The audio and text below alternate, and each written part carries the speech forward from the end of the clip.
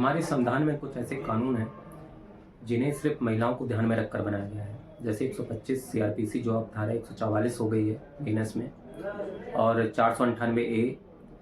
इसी तरह से कई ऐसे और भी धाराएं हैं जिनको महिलाओं को ध्यान में रखकर ही बनाया गया है। लेकिन कुछ ऐसे कानून हैं जैसे 125 है, 498 ए है, इनका सबसे ज़्यादा दुरुपयोग हो रहा है। और इस चीज़ को सुप्रीम कोर्ट ने भी कई बार बोला है, हाई कोर्ट ने भी कई बार बोला, और कई वरिष्ठ अधिवक्ताओं ने भी इस चीज़ को माना है, और कई आयोगों ने भी इस चीज़ को माना है कि इसका बहुत ज़्यादा दुरुपयोग हो रहा है। ऐसे ही तमाम केस हुए हैं जिसमें किसी व्यक्ति ने आत्महत्या कर ली या परेशान होकर कोई गलत कदम उठा लिया। अभी इसका जीता जागता एक उदाहरण हमारे पास आया है बेंगलोर से, जिसमें एक इंजीनियर ने आत्महत्या कर ली है और आरोप अपनी पत्नी पर लगाए हैं, और एक जज पर भी लगाए हैं आरोप कुछ। आज हम उसी केस पर डिस्कस करेंगे। नमस्कार, मैं हूं आपका होस्ट एडवोकेट आदित्य तिवारी, और आप देख रहे हैं आस्क वकील गुरु।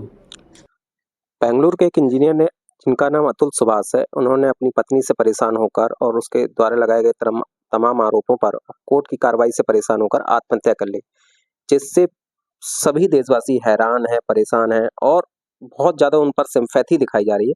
बहरहाल उनकी पत्नी और उनकी पत्नी की माँ और भाई को अरेस्ट कर लिया गया है अभी।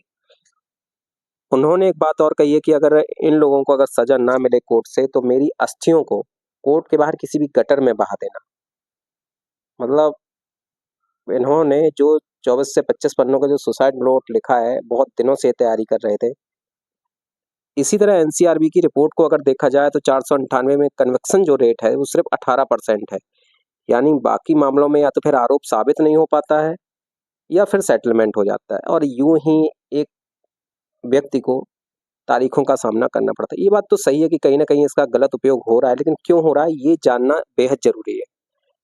अतुल सुभाष का मामला अकेला नहीं है। घरेलू हिंसा और क्रूरता से जुड़े कानून अक्सर पुरुषों पर लाद दिए जाते हैं, और ये भी सही है। सुप्रीम कोर्ट ने भी इस पर माना है और निचली अदालतों को कई बार ये बोला है कि इस पर फैसला बहुत ही ध्यान से और सजगता के साथ दें। ये किसी एक की गलती नहीं होती है। जब ये सारे मामले हमारे सामने आते हैं तो एक पुरुष की स्थिति कुछ इस तरह से समझ में आती है, जिसमें डाउरी एक्ट 125 तमाम तरीके से घिरा हुआ होता है। अब जब ये सब चीजें देखते हैं तो हमारे दिमाग में सिर्फ एक चीज आती है कि यार ये तो बहुत ही बेकार कानून है, हमें इसको बदलने की जरूरत है, या इसमें बदलाव का समय आ गया है और इसको बदलना चाहिए। बड़े जोश के साथ हम लोग यही सोचते हैं। तो मैं आपको बता दूं कि कानून में किसी तरह की कमी नहीं है।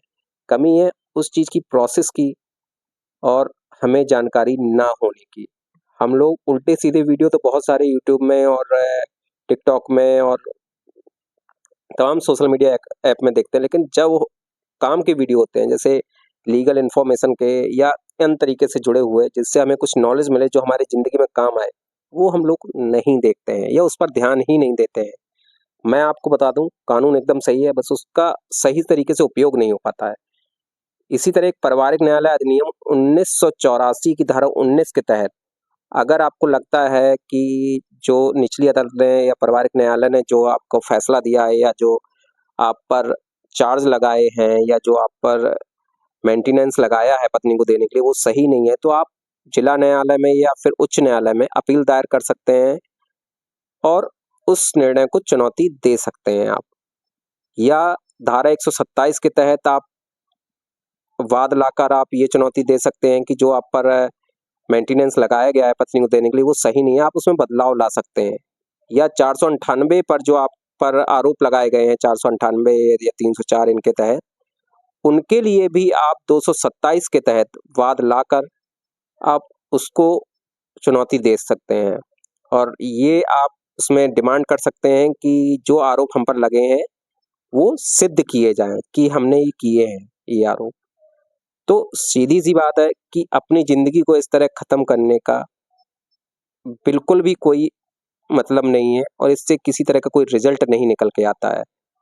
अगर आपको किसी भी तरह की इससे संबंधित जानकारी चाहिए तो आप हमसे संपर्क कर सकते हैं, और अगर आपको ये वीडियो अच्छा लगा हो तो प्लीज़ इसको सब्सक्राइब करिए और शेयर करिए, ताकि ये जानकारी ज़्यादा से ज़्यादा लोगों तक पहुँच जाए। बहुत सारे कानून हैं, अगर हमारे साथ आपके साथ गलत हुआ है या किसी कानून के तहत आपके हिसाब से आपको न्याय नहीं मिला है, तो आप उसकी उच्च अदालत में आप जाकर उसके लिए आप निर्णय को आप चुनौती दे सकते हैं।